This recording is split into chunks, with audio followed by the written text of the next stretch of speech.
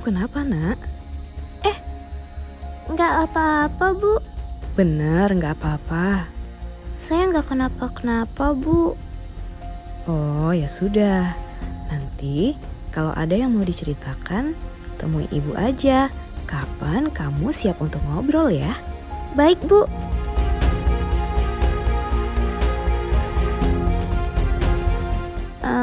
Bu, apakah saya bisa menemui Ibu sepulang sekolah nanti? Tentu. Ani adalah salah satu contoh peserta didik yang membutuhkan layanan konseling di sekolah.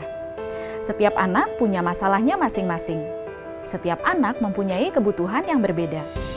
Oleh karena itu, memberikan layanan BK berarti memberikan peserta didik kesempatan dan keleluasaan untuk menceritakan masalahnya ke guru BK atau wali kelas.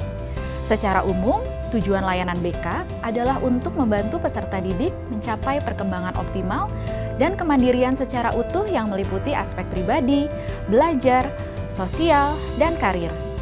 Sedangkan tujuan jangka panjang dari layanan BK adalah untuk mewujudkan pembelajar sepanjang hayat yang kompeten, berkarakter, dan berperilaku sesuai nilai-nilai Pancasila, profil pelajar Pancasila. Selain itu, sekolah harus mampu menyelenggarakan pembelajaran yang aman, nyaman, dan menyenangkan di sekolah. Saat ini, sistem pendidikan kita mengalami tantangan besar dengan adanya 3 dosa besar pendidikan, yaitu perundungan, kekerasan seksual, dan intoleransi.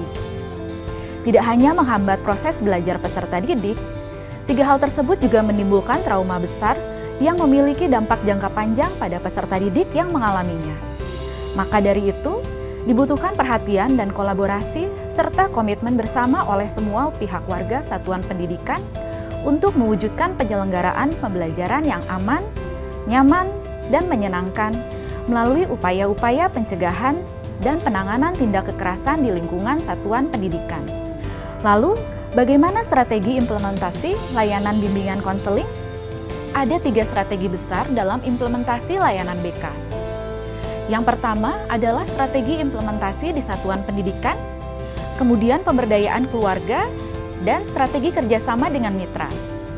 Di dalam satuan pendidikan, strategi pelaksanaan BK perlu dirancang secara komprehensif untuk menjawab kebutuhan peserta didik dengan mengoptimalkan seluruh sumber daya yang dimiliki satuan pendidikan. Desain strategi ini dapat berupa program baru, penguatan program yang ada, atau mengubah program yang ada dengan tujuan yang disesuaikan dengan kebutuhan peserta didik. Layanan BK dilakukan dengan memahami peserta didik sesuai dengan usia dan tahap perkembangannya. Jika satuan pendidikan tidak memiliki guru BK atau guru yang memiliki latar belakang pendidikan BK, tugas dan peran BK dapat diampu oleh wali kelas atau pendidik lain yang dibekali kompetensi BK oleh pimpinan satuan pendidikan dengan tetap terus mengupayakan ketersediaan guru BK yang memadai. Agar proses pembelajaran berjalan optimal, satuan pendidikan perlu memastikan keterlibatan dan pendampingan orang tua untuk bisa memberikan layanan terbaik di tengah ketidakidealan situasi dan kondisi yang sedang dihadapi. Penting bagi satuan pendidikan untuk berempati dan memahami kondisi keluarga sehingga dapat menjalankan kolaborasi atau memberikan bimbingan yang tepat bagi orang tua.